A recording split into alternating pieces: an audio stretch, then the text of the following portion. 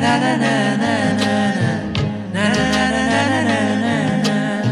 Richo hidi terang rong sopi Theng pi mek jang arum si Lang roi so kili arki Kamun thi tot lun si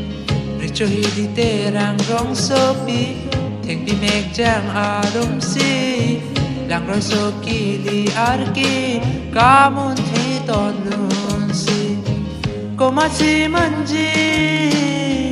Komachi manji Komachi manji Komachi manji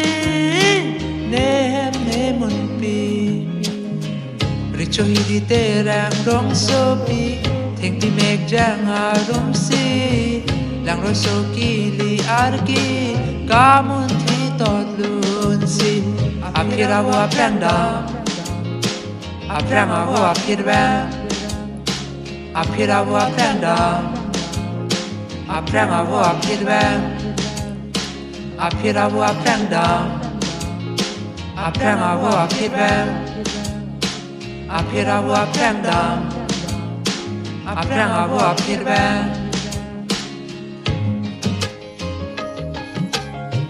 Ni ham ni jang anim sopi Pamun pilo richo hidi Kaching ki kache than me pi Kaching honta adang hepi Ni ham ni jang anim sopi Pamun pilo richo hidi Kaching ki kache than me pi Kaching honta adang hepi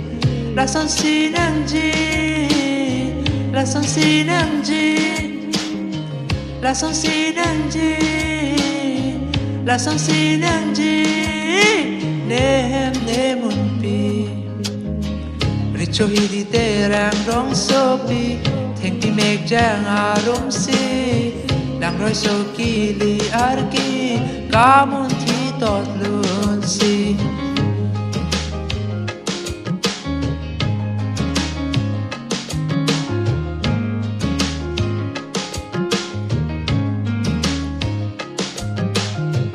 Anya long haya punching hon pig Don rap do ana punche lang pig Kisung ke boy do anar jap thim Rong rap do anta nang jer thim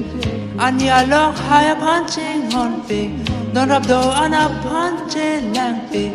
Kisung ke boy do anar jap thim Rong rap do anta nang jer thim La son si nang ji La son si nang ji La son sinang ji La son sinang ji Nehem ne munpi Nehem ne munpi Nehem ne munpi La son sinang ji